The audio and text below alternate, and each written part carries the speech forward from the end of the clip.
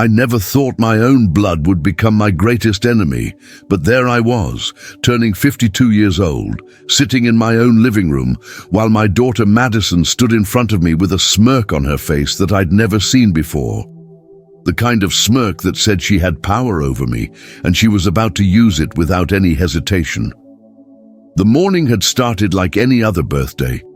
My wife, Elena, had made my favorite breakfast: Eggs Benedict with fresh orange juice and a homemade croissant. My 2 sons had sent me messages from their apartments across the city. Even my ex-wife, Madison's mother, had called to wish me happy birthday in that polite, distant way we'd perfected over the years. I thought it was going to be a good day, a day to feel appreciated, to feel like all the years of work and sacrifice meant something. A day where I could finally relax and enjoy the fruits of my labor. But Madison had other plans. She had plans that would shake the very foundation of everything I thought I'd built as a father. She came downstairs around 11 in the morning, dressed in designer clothes that I'd paid for, a Gucci outfit that cost more than my first monthly mortgage payment, wearing makeup that probably cost more than my first car ever did. She was 24 years old, beautiful, intelligent, articulate, but somewhere along the way, somewhere in all my years of trying to be the perfect provider, I'd failed to teach her gratitude. I'd failed to teach her that love and respect can't be bought. "Dad, we need to talk," she said, sitting down across from me in the living room. Her tone was casual, like she was about to ask me something simple. Elena had gone to the kitchen to prepare lunch for the small family gathering we had planned for the evening. Just family, just people who loved me. I smiled at her, thinking maybe she wanted to give me some kind of gift or surprise. Maybe she'd made reservations somewhere special or planned something meaningful. "Of course, sweetheart. What is it?" "I need you to transfer the car to my name," she said bluntly, cutting straight to the point with no preamble, no warmth. "The Mercedes. Right now. Today." I blinked. The Mercedes was a 2023 model that I'd bought for myself just 6 months ago. It was one of the few luxuries I'd allowed myself after decades of putting my children's needs before my own. I'd worked 60-hour weeks for 20 years to build my business from nothing. I'd started in a garage with a laptop and a dream. I'd sacrificed family vacations, missed school plays, postponed my own happiness to provide for them, to give them everything they needed and more than they deserved. "Madison, that's my car," I said calmly, trying to keep my tone measured and reasonable. "You have the Audi that I bought you last year. It's a beautiful car. It's brand new. What do you need the Mercedes for?" She leaned back in her chair, crossing her arms over her chest, and that's when I saw it. The calculation in her eyes, the predatory gleam of someone who had figured out exactly how to hurt you. She was about to say something that would change everything between us, something that would make me question every parenting decision I'd ever made. "Because if you don't," she said slowly, deliberately, letting each word land like a punch, "I'm going to tell Mom that you've been cheating on her." The words hung in the air like poison gas. The room suddenly felt too small. My chest tightened. My hands went cold and started to tremble. I couldn't feel my legs. "What are you talking about?" I asked, my voice barely above a whisper, though I knew exactly what she was talking about. I knew, and my entire body was reacting to those words like they were a death sentence. "I saw you," Madison continued, her voice steady and cruel, enjoying every second of this moment. 3 months ago, at the Riverside Hotel, you were with someone, a woman. I have pictures. I have the date, the time, everything, and I'm sure Mom would love to see them. I felt the blood drain from my face completely. My vision started to blur slightly at the edges. It was true. All of it was true. 3 months ago, I had made a terrible, terrible mistake. I'd had a moment of weakness with someone from my past, someone I'd cared about deeply before I married Elena, someone I'd never really stopped caring about, if I'm being honest with myself. It lasted one afternoon, One mistake that I'd regretted the moment it happened. The moment it was over, I felt sick. I felt disgusted with myself. I'd never done anything like it before or after. I'd spent 3 months living with that guilt, carrying that secret like a stone in my chest, telling myself I would take it to my grave. I'd thrown myself into work, into being the perfect husband, into compensating with small gestures and attention and love. But the guilt never left. It sat there, waiting, festering. But my daughter had seen me, and now she was using it against me like a weapon. "Madison, you can't," I started to say, but the words died in my throat because I realized she absolutely could, and she would. "I can, and I will," she interrupted, leaning forward now, her eyes gleaming with the power she felt she had over me. "Unless you sign over that Mercedes to me today, right now, and maybe throw in an extra $50,000 for my new apartment in the city, the one I want near the park. And this." I looked at my daughter, the little girl I'd held in my arms when she was born, the child I'd rocked to sleep, the young woman I'd helped with homework and driven to soccer practice and consoled through first heartbreaks. I'd raised her. I'd sacrificed everything for her, and I didn't recognize her anymore. The person sitting across from me was a stranger wearing my daughter's face. "Madison, do you understand what you're asking me to do?" I asked quietly, leaning forward, trying to find some way to reach the person I thought I knew. "You're asking me to let you blackmail me. You're asking me to reward you for threatening to destroy my marriage. You're asking me to cave to extortion from my own child. I'm asking you to give me what I deserve." She snapped back, her voice rising slightly. "You gave my brothers everything. New cars when they turned 21, paid for their college completely, paid for their apartments, their internships, everything. Why should I get any less?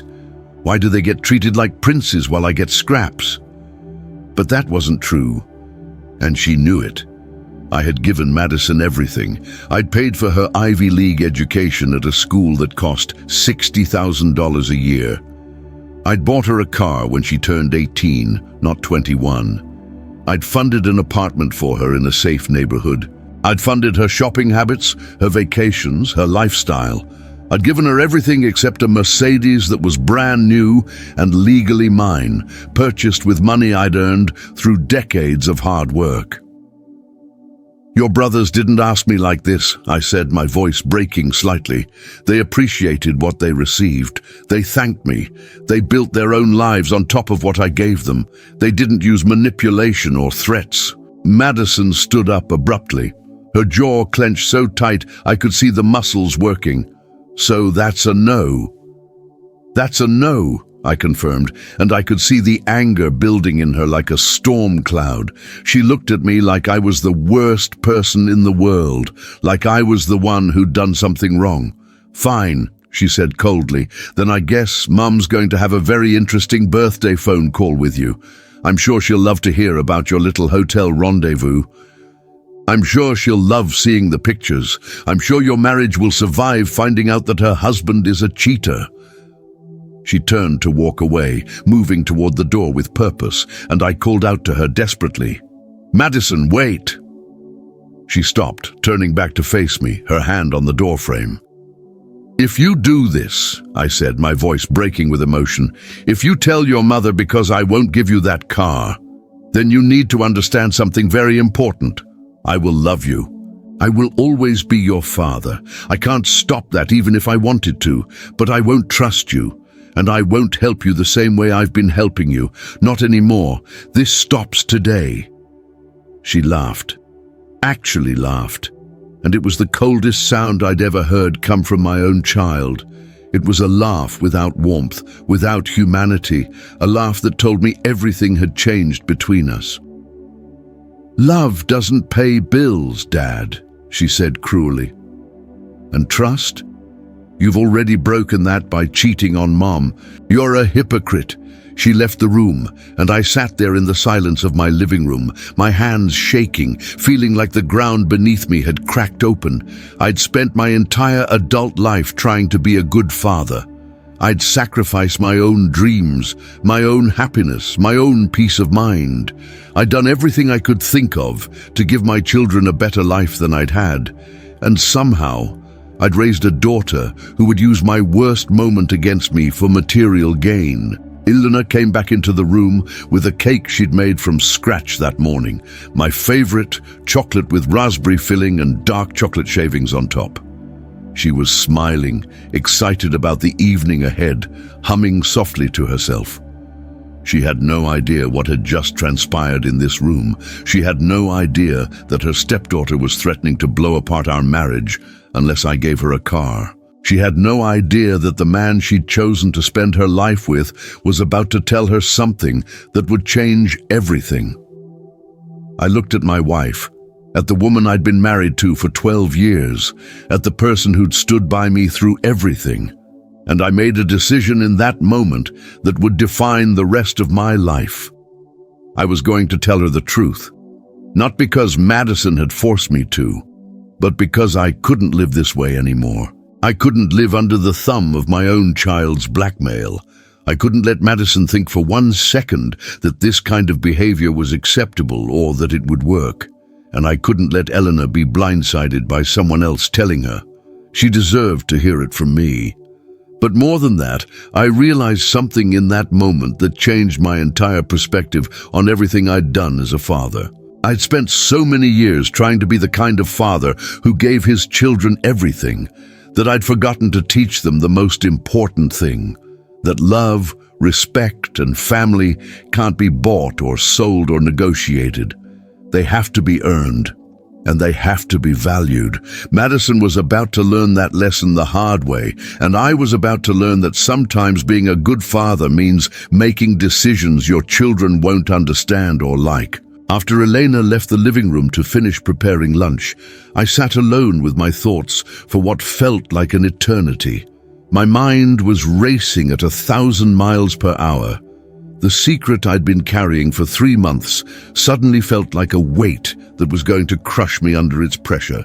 But not because it was secret anymore, because of why my daughter had decided to weaponize it, to use it as a tool of control and manipulation. I picked up my phone with trembling hands and scrolled through my contacts until I found my therapist's number. I'd been seeing Dr. Richardson for about 2 years, ever since Elena and I had some rough patches in our marriage. He'd been incredible, helping me work through my issues, my insecurities, my tendency to people please, even when it cost me my own peace of mind and dignity. He understood me in a way few people did.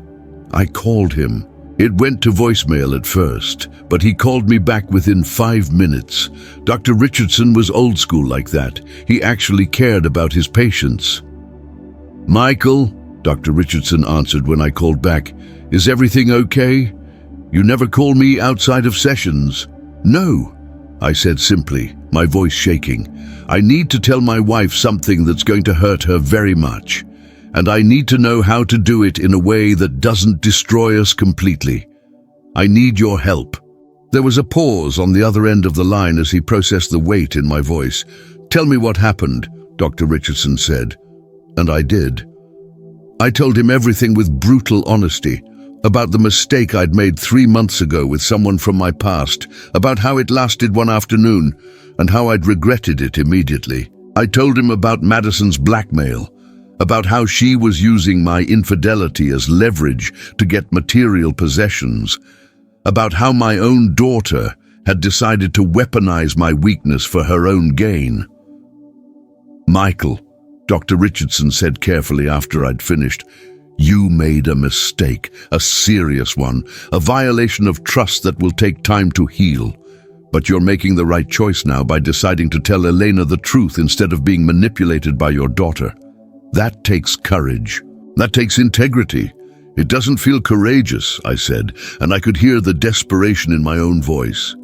"It feels like I'm about to blow up my marriage. It feels like I'm about to lose everything." "You might," Dr. Richardson acknowledged honestly, not sugarcoating it. "But living under blackmail will definitely blow it up. At least this way you have a chance. You can't build trust on lies and secrets. You can't have an authentic relationship while you're being extorted by your own child.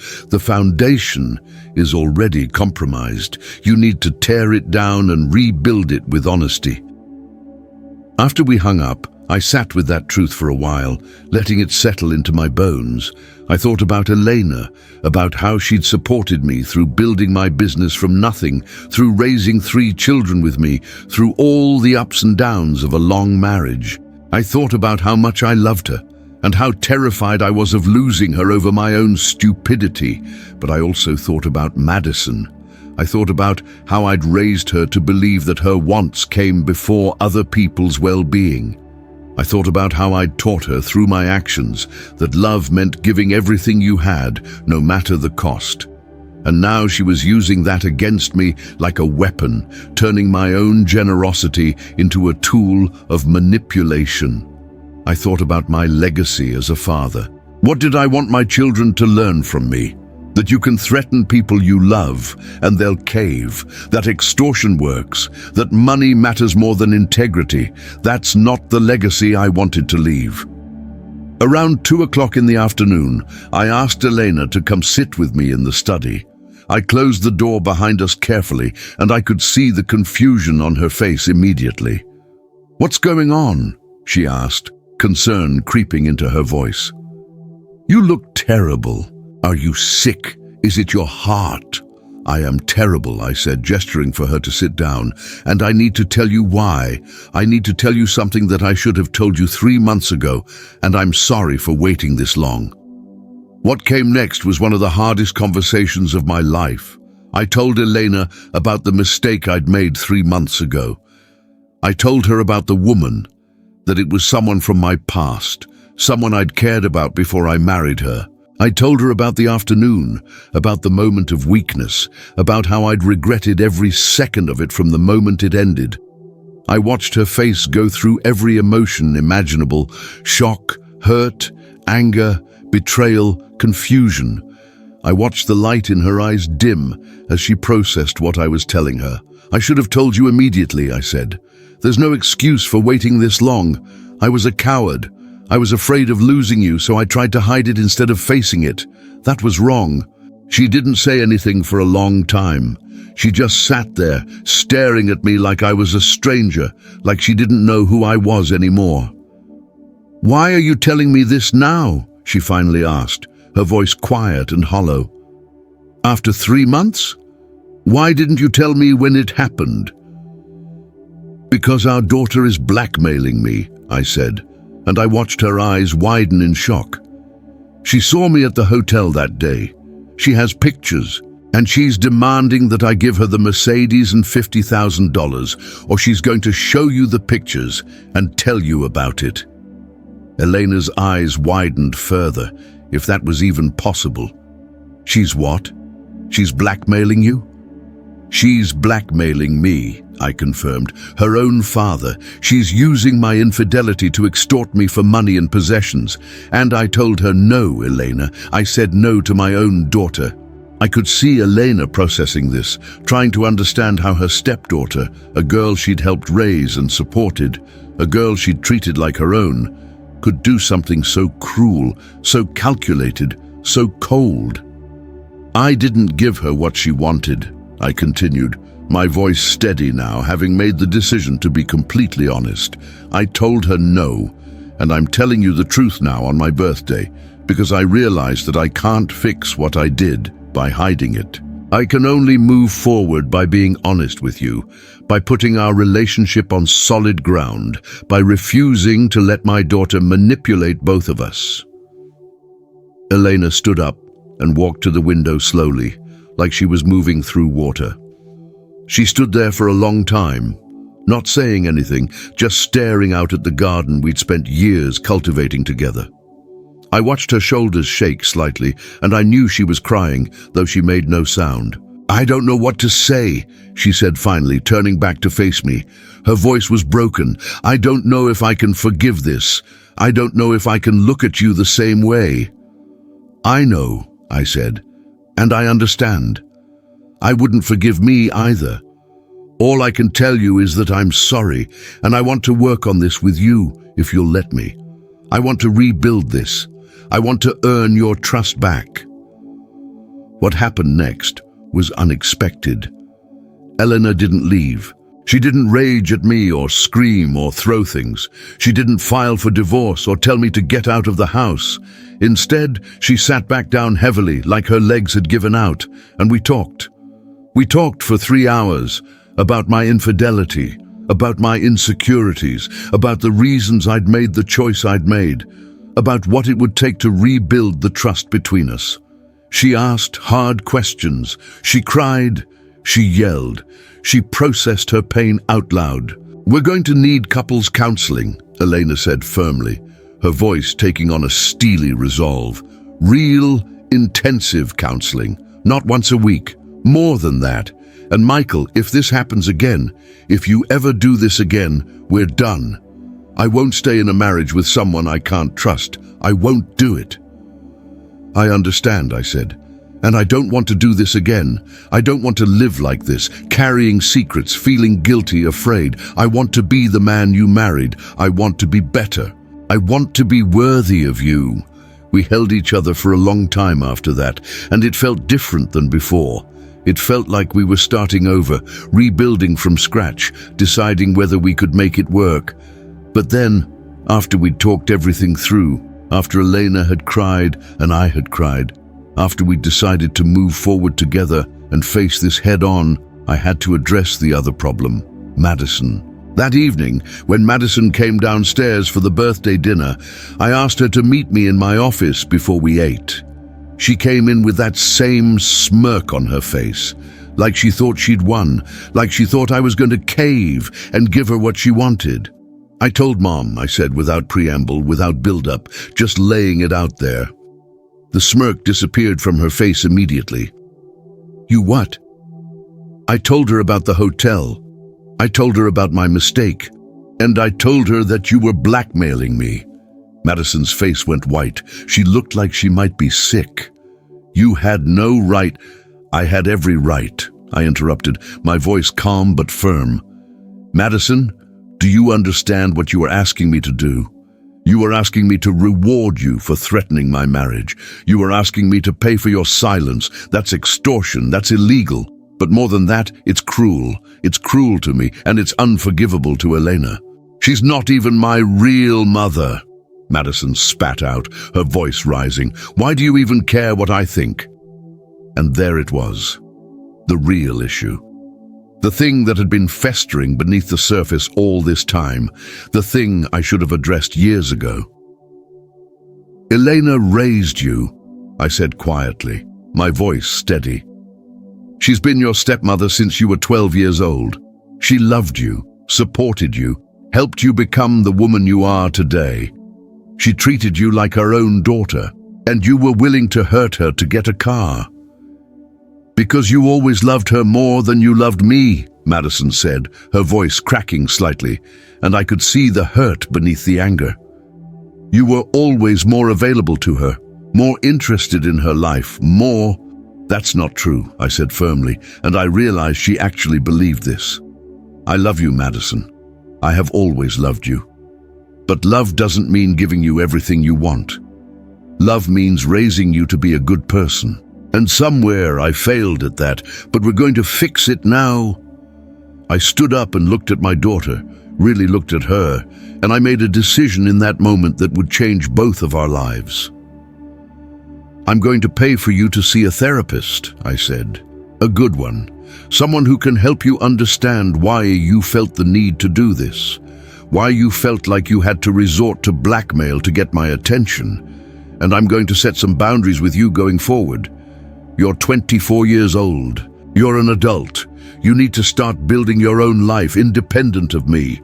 "You can't do that," Madison said, her voice rising to a panic. "You can't just cut me off." "I'm not cutting you off," I said. "I'm setting boundaries. The financial support ends, effective immediately. The apartment I'm paying for, you need to find another place or take on a roommate. The car allowance is done. You want to buy a car? You work for it. You want to go to dinner? You pay for it. You want new clothes? You buy them with money you've earned." "You're punishing me," Madison said, tears streaming down her face now. "I'm not punishing you," I said. "I'm teaching you. I'm teaching you the same thing I should have taught you a long time ago. That respect is earned, not given. That love is expressed through honesty and integrity, not through money. That family means something, and that using threats and manipulation to get what you want is not acceptable." Madison left my office in tears that night, and I knew that our relationship had fundamentally changed in ways that couldn't be undone. But as I sat down to dinner with Elena who had decided to give our marriage a chance, despite my infidelity, despite the betrayal, I realized something important. Sometimes the most loving thing a parent can do is say no. The weeks that followed were intense. Elena and I started couples counseling 3 times a week. Dr. Richardson helped us navigate the landscape of broken trust, helped us communicate things we'd been afraid to say for years. It wasn't easy. There were nights when Elena couldn't even look at me. There were mornings when I woke up thinking she'd left during the night, but slowly, inch by inch, we started to rebuild something new. Madison, on the other hand, went silent. She didn't call, didn't text, didn't come home for family dinners. My ex-wife called me to say that Madison was staying with her, that she was angry, that she blamed me for ruining her life. I let her stay there. I didn't pursue her. I didn't send her money or try to fix things. I let her feel the consequences of her actions for the first time in her life. My 2 sons reached out to me separately. They'd somehow found out about the blackmail attempt. Madison had told them in a fit of rage, and they were furious with her. They told me they supported my decision, that they understood why I'd set those boundaries. But they also asked me to be careful, to remember that Madison was still young, still learning. "She made a terrible choice, Dad," my oldest son David said during a phone call. "But she's still our sister." "I know," I told him, "and I still love her. But love sometimes means letting people face the consequences of their actions." 3 months into the process, Elena and I had a breakthrough in therapy. We were sitting in Dr. Richardson's office, and Elena turned to me and said something that changed everything. "I forgive you," she said simply. "Not because what you did was okay, but because you owned it. You told me the truth instead of letting someone else do it. You chose honesty over comfort, and you've been fighting for us every single day since." I cried when she said that. I cried harder than I'd cried in years, because I realized that we might actually make it, that our marriage might actually survive this. Around that same time, I got a call from my ex-wife, Madison's mother. She'd been worried about Madison, she said. Madison was depressed, wasn't eating much, was spending all her time in her room. She wondered if I could talk to her, if I could reach her in a way that she couldn't. "I'm not going to rescue her," I told my ex-wife gently. "She needs to sit with this. She needs to understand what she did and why it was wrong. That's not punishment, that's growth." But I did something else.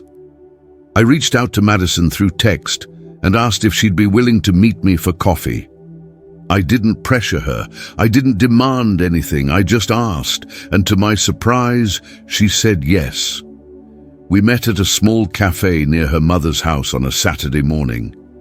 Madison looked terrible, thinner, pale, with dark circles under her eyes. She looked like someone who'd been carrying a weight that was too heavy for her shoulders. "Hi, Dad," she said quietly when she saw me, and her voice sounded small, younger than it had in years. "Hi, sweetheart," I said, and I meant it. I still loved her. That hadn't changed. We sat down, and for a while neither of us knew what to say. Finally, Madison spoke. "I'm sorry," she said, and tears started streaming down her face. "I'm so sorry. I don't know why I did that. I don't know what I was thinking." "I know why," I said gently. "You felt like I loved Elena more than I loved you. You felt like you had to compete for my attention, and instead of asking me about it directly, you tried to manipulate the situation. You tried to control me." "I was so angry," Madison said. "I was so angry at you for loving her, and I took it out on you in the worst way possible." You were hurt, I corrected her. You were a hurt little girl in a 24-year-old body. But Madison, you're not a little girl anymore. You have to start taking responsibility for your choices. You have to start understanding how your actions affect other people. We talked for 2 hours that morning. Madison told me about her insecurities, about how she'd felt replaced when Elena came into our lives, about how she'd always felt like she had to compete with my other children for my affection. She told me things I didn't know, things that made me realize how much I'd missed while I was working, while I was building my business, while I was trying to provide everything for her. I should have talked to you about this, Madison said, years ago. I should have told you how I felt. Yes, I agreed, you should have, and I should have noticed. I should have made more time for you. I should have been more present. But Madison, we can't change the past. We can only move forward from here. I told her then about my boundaries. The financial support was still ending. The apartment, the car allowance, all of it was done. But I told her something else too. I want to rebuild our relationship, I said. But it has to be built on honesty. It has to be built on respect. And you have to earn that respect, just like I have to earn Elena's trust back. Madison nodded, and I could see something shift in her. I could see her starting to understand, starting to accept responsibility for what she'd done. I want to get a job, she said quietly. I want to prove to you that I can take care of myself, that I can be someone you're proud of. I've always been proud of you, I said, but I'm going to be even more proud of you when you start believing in yourself, when you start building your own life instead of relying on mine. In the months that followed, Madison did exactly that. She got a job at a marketing firm, something entry-level that paid just enough for her to get her own apartment with a roommate. It was small, in a less fancy neighborhood than she was used to, but it was hers. She paid for it with money she'd earned. She also started therapy, like I'd suggested. She worked with a therapist on her abandonment issues, on the insecurity that had driven her to try to manipulate me. And slowly, gradually, she started to become someone I recognized again. Our relationship was different now. It was more honest. It was less transactional. When we saw each other, we actually talked to each other instead of just exchanging pleasantries and money. And I noticed that when I was with her, I was fully present. I wasn't thinking about work or money or anything else. I was just with my daughter. Elena and I also became stronger in those months. We started taking vacations together, doing things we'd forgotten we enjoyed. We rebuilt our intimacy slowly and carefully, with a lot of communication and honesty. Our therapist helped us establish new patterns, new ways of being together that were based on transparency rather than assumptions.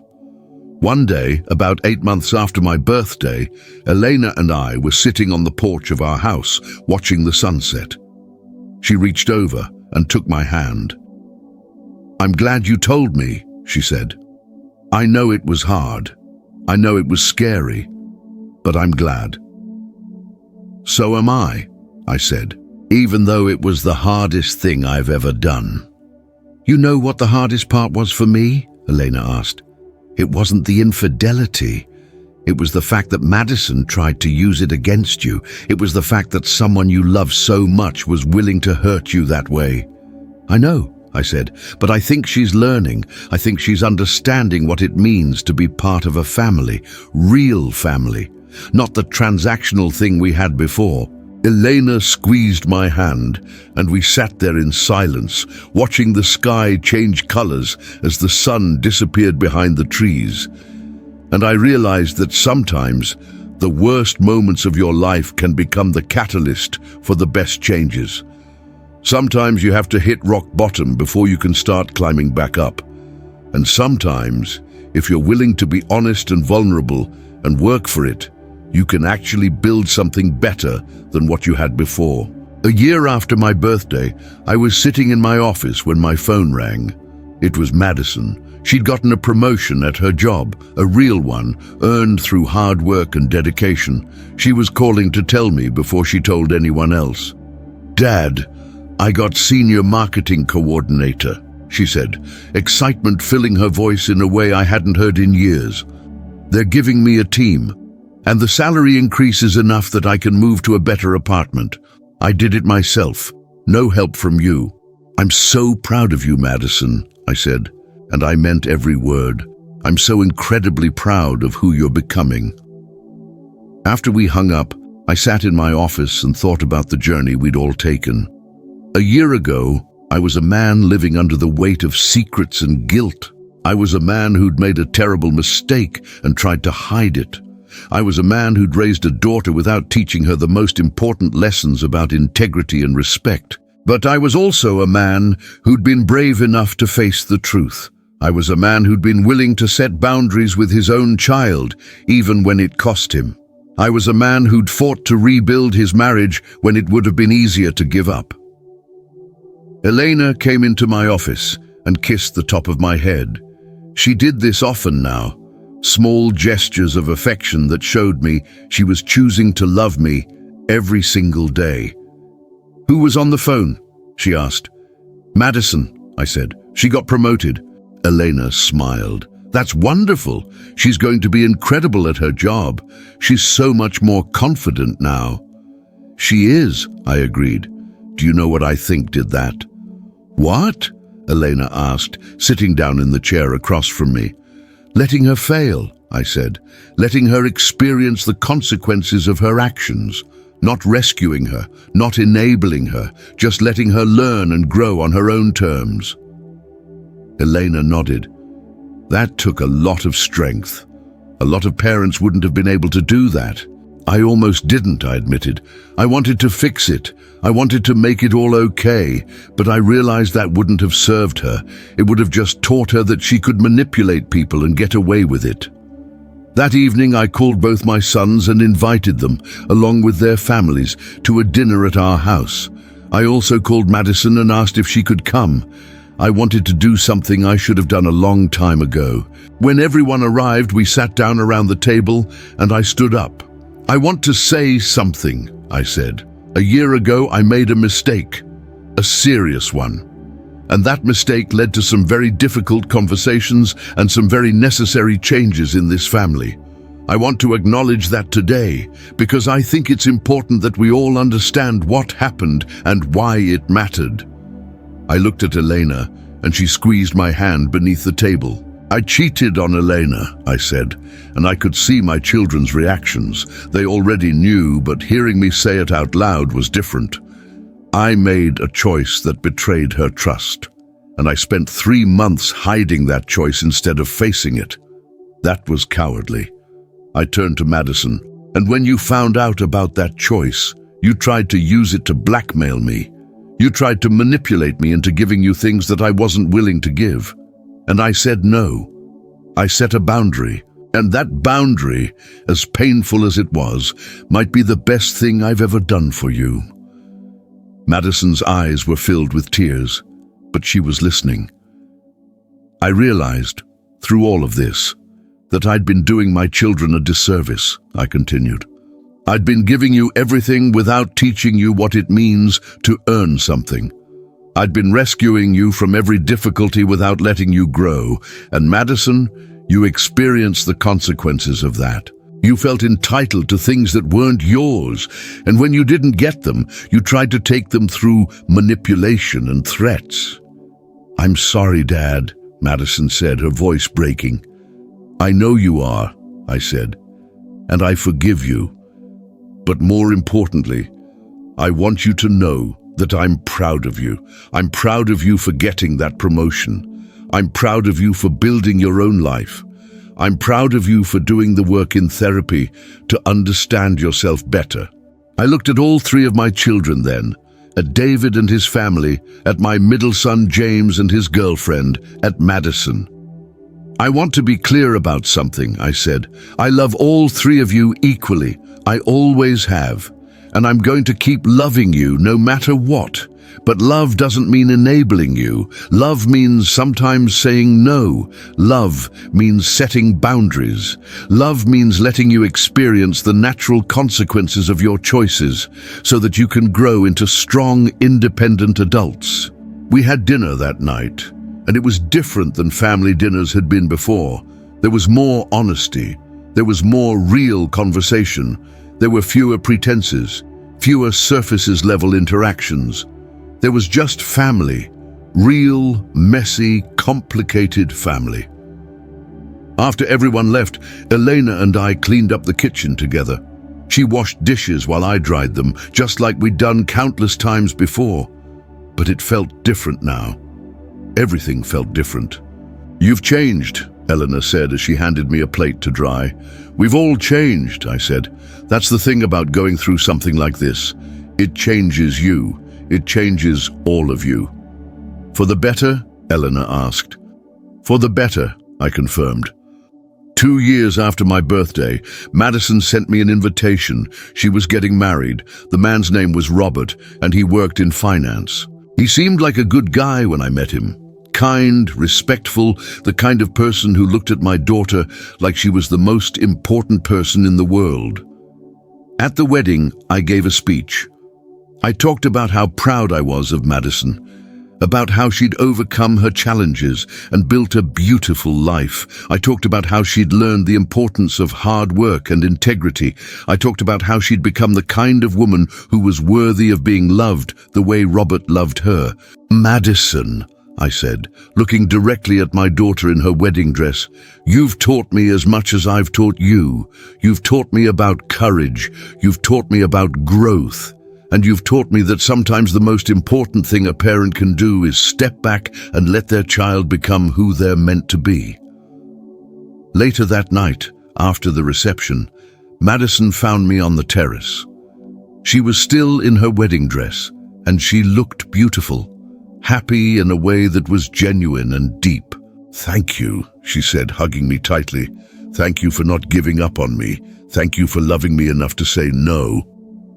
Thank you for being brave enough to hear it," I said. I realized in that moment that everything had come full circle. That year on my birthday, when Madison had tried to blackmail me, had been the lowest point. But it had also been the beginning of something incredible. It had been the moment when everything changed for the better. Elena stood beside me as we watched Madison dance with her new husband, and she rested her head on my shoulder.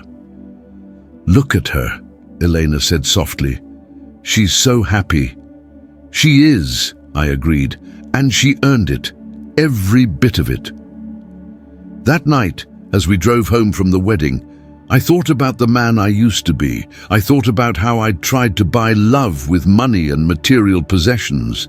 I thought about how I'd hidden my mistakes instead of facing them. I thought about how I'd enabled my children to believe that the world owed them something just because they existed. But I also thought about the man I'd become. I thought about how I'd learned that love is expressed through honesty and boundaries, not through endless giving. I thought about how I'd learned that the greatest gift a parent can give their child is not money or things, but the tools and the space to become their best selves. As we pulled into our driveway, Elena took my hand and said something that summed everything up perfectly. "You know what I love most about you?" she asked. "What?" I said. "That you were willing to change, that you were willing to be wrong, that you were willing to fight for what matters. That's the man I fell in love with. That's the man I'm still in love with." I kissed her then, and I realized that sometimes your worst moments become your greatest teachers. Sometimes the things that break you are the things that make you whole. And sometimes, if you're brave enough and honest enough, you can take the rubble of a broken life and build something even stronger than what was there before. That's what I did. That's what we all did. And I wouldn't change a single moment of it, because every difficult conversation, every painful boundary, every moment of doubt and fear, it all led us here, to this moment, to this life, to this family that was finally truly real.